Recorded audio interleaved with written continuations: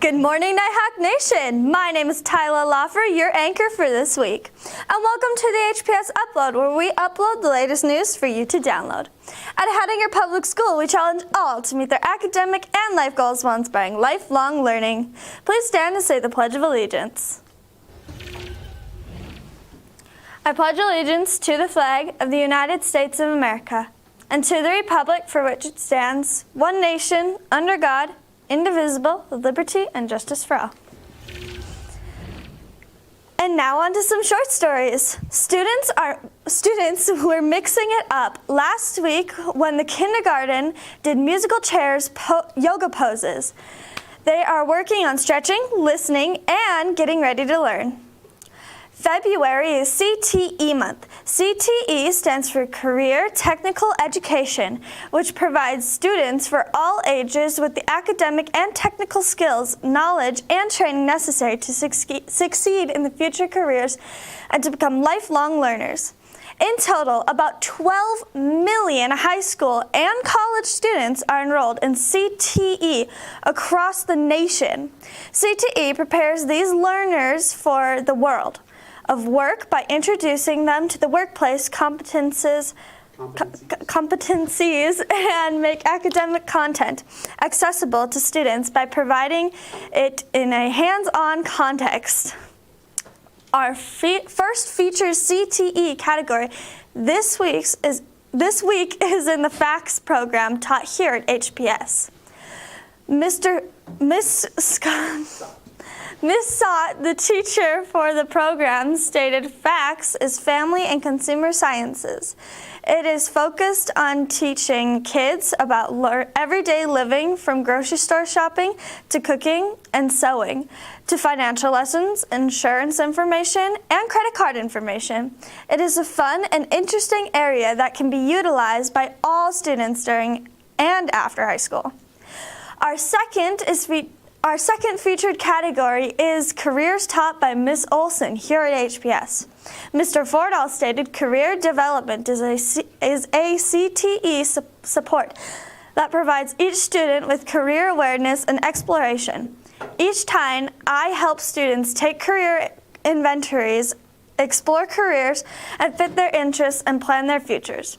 From grades 6 through 12, I work with every student each year to complete a 4-year rolling plan and help them to work towards achieving their goals. Students and staff, if you have a short story you would like to put here on the school news, please let Mr. J or one of his video production students know. And here are today's announcements. Breakfast and lunch for this week. Tuesday, breakfast is pancakes and lunch is chicken patties. Wednesday, breakfast is a breakfast sandwich. Lunch is hot tuna melt and soup. Thursday, breakfast is muffins and lunch would be chili. And Friday, breakfast is cooked choice and lunch is Nighthawk brunch. Now on to more announcements. Prom t-shirt order forms are in the office. Shirts are $25 and you must pay before the shirts are ordered. Scrubs Camp. March 16th, open to all 10th through 12th graders interested in the medical field. If you are interested, please come to the office and pick up a paper from Kira. Silent reading is third hour this week. Be sure to bring a book. And those were the announcements for today. Now announcements from Hettinger FFA chapter Blake member Blake Larson. Hello everyone. Just greetings from me, the vice president of the Hettinger chapter. It was amazing to see everyone's smiling faces today as I greeted you at the door. Today was denim day, so hopefully everyone was dressed up in their denim. And Tyler was our winner, so as you can see, all the denim on her. So thanks again for all the cooperation and for our FFA week. And hopefully, weather pending, we can do our Egg Olympics and our elementary egg in the classroom. So thanks again, and now here's an explanation of this week's events from our reporter and president. Hi, I'm Olivia Havalka, the Hettinger FFA president. And I'm Sydney Ellingson, the Hettinger FFA reporter. We are glad to announce that this upcoming week is National FFA Week, and we have many activities planned. We begin Tuesday with the dress-up day being denim day. That day we'll also distribute the coloring contests to K through 12. We will also have greetings from our chapter vice president. Also on Tuesday, we are going to be doing our food drive that we have done the past couple years. We will start that up on Tuesday, and that'll wrap up on Friday. On Wednesday, the dress-up day is Dress Like a Farmer. We will also have Egg Olympics for the junior high and high school students. This will run for 5th and 6th hour. We will have a station for skits, a station with the state reporter Faith Norby with FFA trivia, and a station for FFA Jeopardy! The class winner with the most points gets the annual horse trophy and a pizza party. On Thursday, the dress-up theme is America.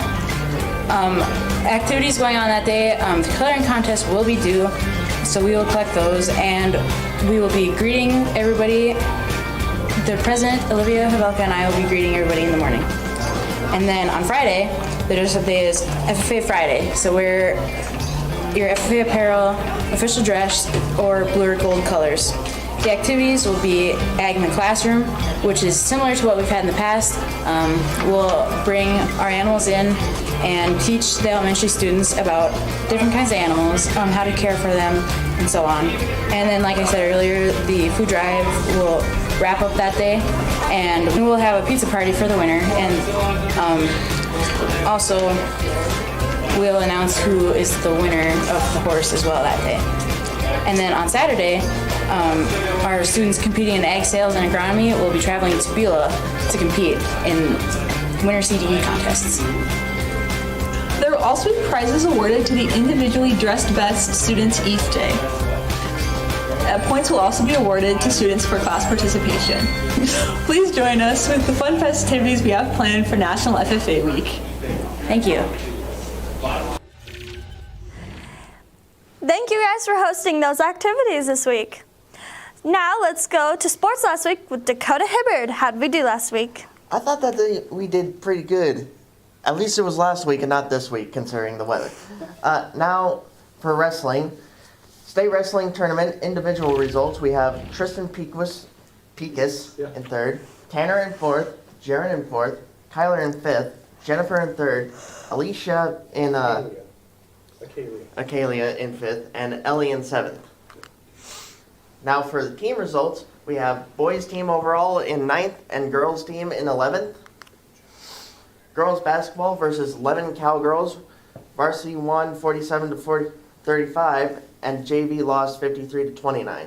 Versus Killier Cowboys, varsity lost 42-40. Now for boys basketball versus Grant County, JV lost and varsity lost. Versus Levin Cowboys, JV won and varsity won. Nice. All right. Now let's go on to the highlights.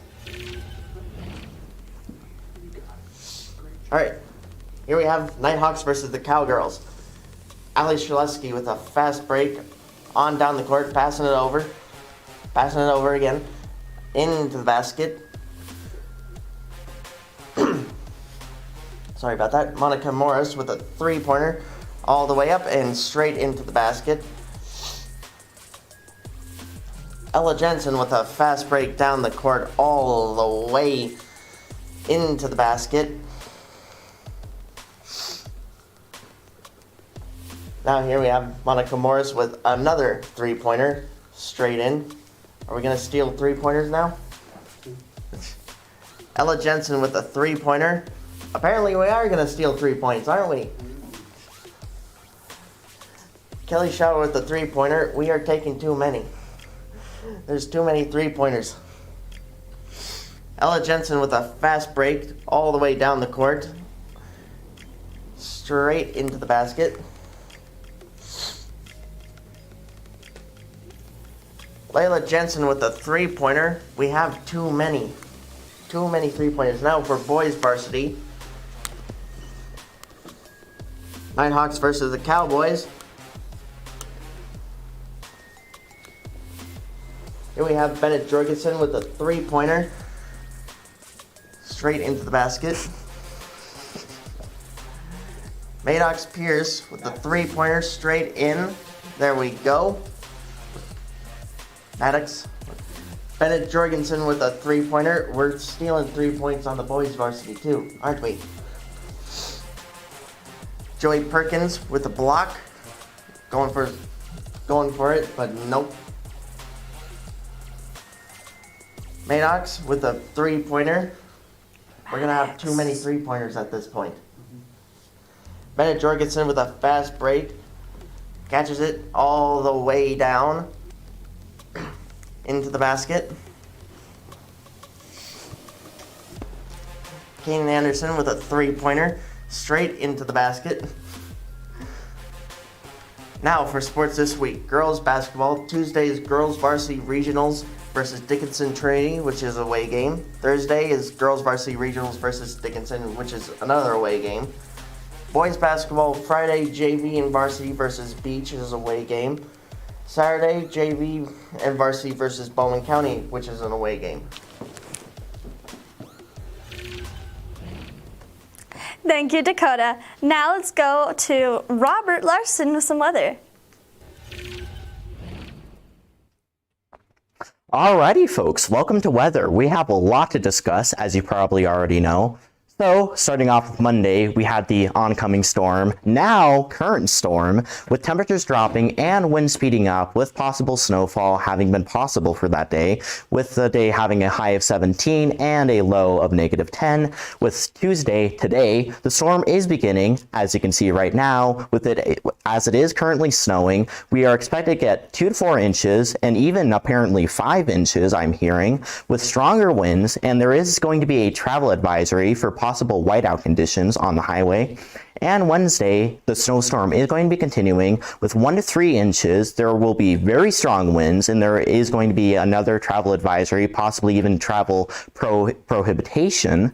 And Thursday, the storm is going to be slowing down, but is going to be very frigid, and there is going to be high wind chill. Outdoor activities are heavily discouraged, as frostbite can occur very easily, with another possible 2 to 3 inches, with a high of -8 and a low 32, and going into the -50s with possible wind chill.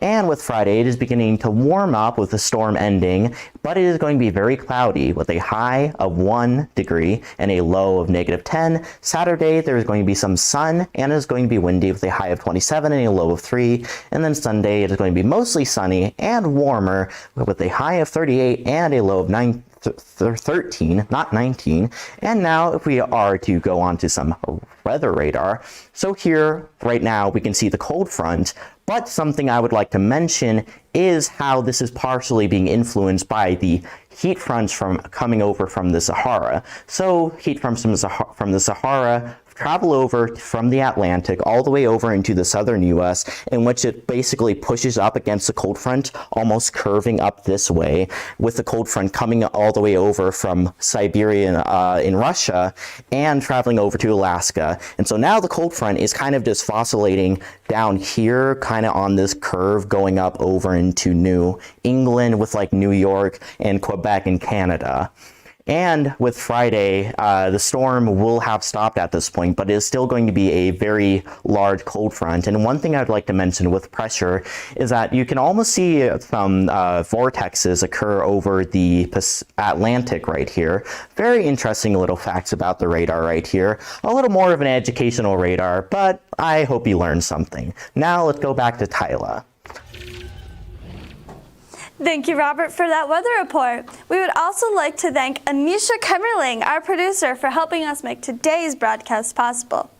And that's this week's broadcast. Thank you for tuning into the HPS Upload, where we upload the latest news and downloadable content for you to enjoy. If you enjoyed our news broadcast, make sure you obliterate that like button. If you would like to stay up to date on weekly school news, daily podcasts, local sporting event, and community streams, subscribe to the HPS Stream Team. We'll see you next week, Monday at 9.